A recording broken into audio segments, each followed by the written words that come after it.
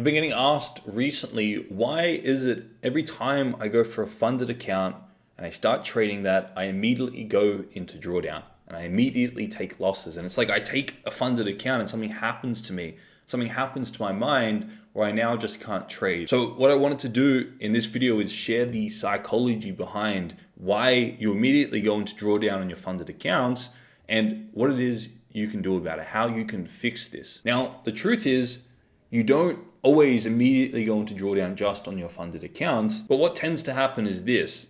There's a sample space to your trades, and you've got winners sometimes, you've got losses, wins, losses, wins, losses, wins, losses. And what tends to happen is you can trade, let's say for example, you get your funded account here, you purchase your funded account, maybe after a win because you feel really good. And what tends to happen is because you're trading lesser capital and you're comfortable with the capital you're trading, you're not infatuated with it, these wins here aren't all that significant. These losses don't impact you. You don't really care about them. You take a good win. All right, I feel good. I feel ready to go for the funded account. And then what happens is you pick up the funded account, which, by the way, you're infatuated with, and you're creating all these fantasies and ideas of how much money you're going to make from that funded account and how good it's going to be and how profitable you're going to be. And then you take that funded account on, and then that first trade you take is now a loss in that sequence. And because you're infatuated and you've associated all these benefits and all these perks to the funded account, and you've put that way up on a pedestal, and in your mind, winning produces all these benefits, by law of contrast, what happens, let's say, for example, you put the funding and making money on that funded account way up here, and you associate all these benefits to it, maybe a new car, a new watch, freedom, a new apartment, whatever it may be. By law of contrast, if you take a loss, which is eventually inevitable based on your sample space, you associate a lot of pain on it. So what happens is you take a loss, and because of all those fantasies and all these benefits you've associated to the win, this loss is emphasized and it's more painful, and you just remember it.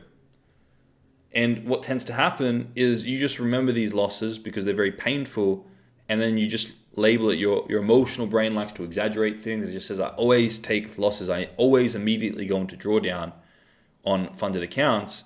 Truth is you don't, but you just remember those times you do because they're very painful. So this dynamic here presents a lot of different things we can do to your psychology to help you as a trader, to help you not go into drawdown. And if you do, make it okay. And if you do, what we can do is we can put some sort of a drawdown protocol so the effects of that aren't significant. So what I want to do in this video is two things. First, I want to share a little psychology idea to help you manage your mindset to make funded accounts easier to trade.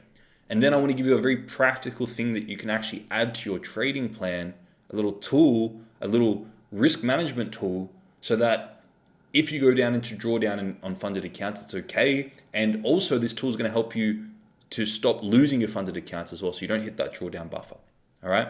So let's dive into those two things. Now, the other thing that happens is when you do experience this loss, you freeze up and you get angry at yourself, and then you deviate from your plan. And then you start taking other losses because you've deviated from your plan. You start to spiral out. So it's very important to manage your psychology relative to your funded accounts. Otherwise, it's going to have a significant effect on you. That inevitable loss is going to have a significant effect on you, and you're gonna go away from your processes and take loss after loss after loss because you're revenge trading and you're trying to make profits back that aren't there to be made at that point in time. Okay. So there are a few things you can do. The first thing on a psychology level is you have to understand that the current account you're trading right now, the chances are you're comfortable with it. But there's also a chance that 6 months ago, you weren't comfortable trading that current size. And there was a psychological block there as well. But you got to the point of trading that, and over time, you're very comfortable with it. Now, I work with some traders who they're fine with $100,000 or $200,000 in funding. But when they go over $500,000, there seems to be some sort of a mental block, something kicks in. So what's actually going on in your mind? Well, the way I like to explain this is in terms of spheres and levels. So everybody has and is playing on a different level. Now, the easiest way to explain this is in terms of a social situation. If you're in a social situation that with someone that you perceive as a lot wealthier or a lot better looking than you don't feel comfortable around that individual. You don't feel like they're a friend, an equal. You feel like they're above you. And so too, if you're around individuals that you perceive yourself a lot wealthier, a lot better looking, you don't perceive them as an equal. You perceive yourself above them. So everybody intuitively has this idea of where they fit in the social hierarchy and where they see themselves fitting in the social hierarchy. And it's no different with a trader's relationship to the market, a trader's relationship to funding. There are different spheres and there are different levels. There are different levels that individuals resonate in terms of wealth and in terms of funding and how much money they make. And I'm going to explain that here. And I'm going to tie in funding to it. So these are the different stages or levels that an individual would resonate at. And for example, if you're an individual on this level here, down the bottom, this blue one that I'm just going to draw, this blue one here. Now, let's say this level here that you're resonating on right now is $10,000 in capital. That's where you feel comfortable. Now, remember, there was also even more levels below you that once upon a time you weren't comfortable with that. But over time, you transcend that and you go to the next level. So this moment, let's say for example, 10,000, or maybe for you 100,000 or 50,000 is where you're comfortable. But the next level in your mind is this 100,000. And there's this ceiling. Now, anything that's above your current level, so let's say for example, you're here looking up at that level, you're run by. For example, if you're at the $10,000 level looking at that $100,000 funded account, you're going to see all the positives and you're going to have that way up on a pedestal and you're going to be seeking after those positives. And then you're also going to have this simultaneously, this fear of missing out, this fear of losing. You're going to have the infatuation with gaining this $100,000 account and trading that $100,000 account. But you're also at the back of your head going to have this fear of losing it. So you're caught in a polarity and you're run by that particular goal. So in this situation, the $100,000 controls you. But let's say down here, the level you transcended before is the $1,000 account. And you've transcended that level and that no longer runs you because you're not infatuated with making, gains on the $1,000 account, nor do you fear the losses on that account. You've transcended that stage. So if you're looking up at the next level, it means you're infatuated with the gains, fearing the losses. This is why I said in my previous video that if a trader isn't willing to take $10,000 losses, they're not willing to be a seven-figure trader. They're not actually resonant with that or ready for that. So what's very important is to recognize where you resonate. And the way you can see that very easily is how much are you willing to lose on an individual trade. If you're willing to take $1,000 losses and you're risking 1% on a $100,000 account, then you're ready to trade $100,000.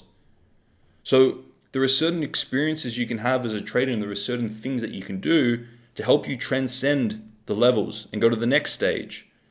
Because like I've mentioned before, 6 months ago, you probably were infatuated with gains on a $10,000 account when you're trading that $1,000 account.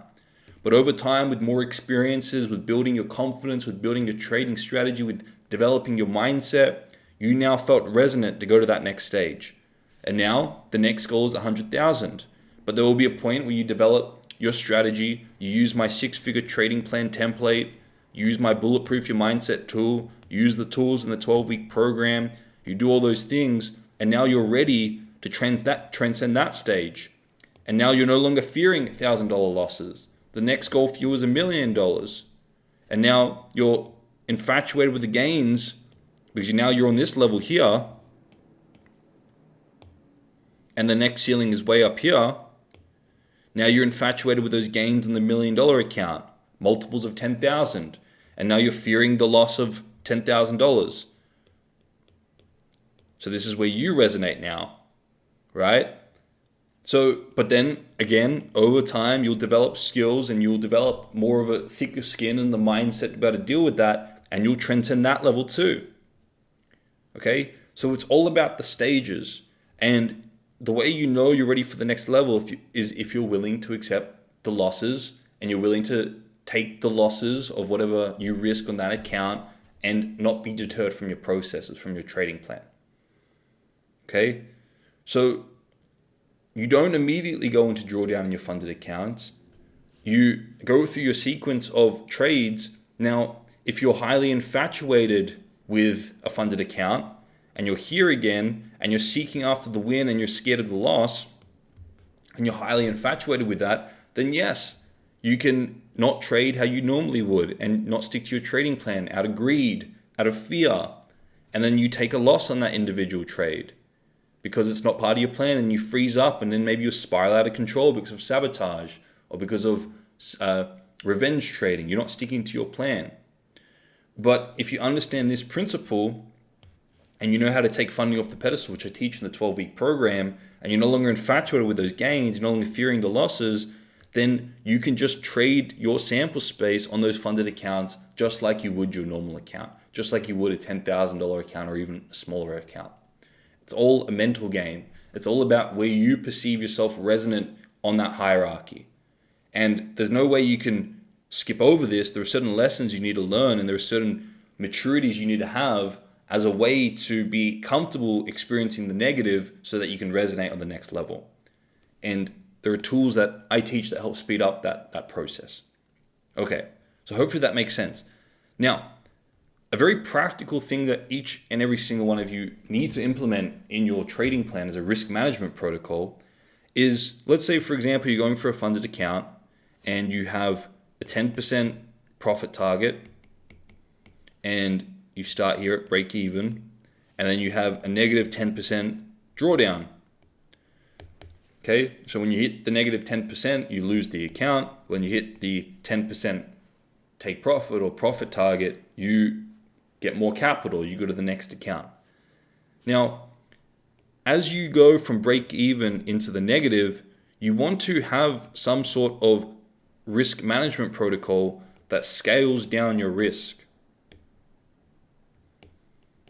So for example, maybe what you risk currently is 1%. And anything at break even or beyond break even is 1%. But then when you go below break even, you half your risk to 0.5%. That's, for example, a trade risk management protocol, drawdown protocol. And what that does, statistically, it may not be sound, but what it does is it protects your psychology, and it ensures that the closer you get to the drawdown target or the drawdown limit, your psychology and your ability to stick to your trading plan isn't interrupted. So it protects your psychology. And what it does is it increases the amount of losses you can take, which in your mind expands the amount of time and space you have, which makes you feel comfortable. Even if you go a little bit into drawdown, it makes you feel comfortable that I can still stick to my trading plan. I don't need to stop sticking to my trading plan.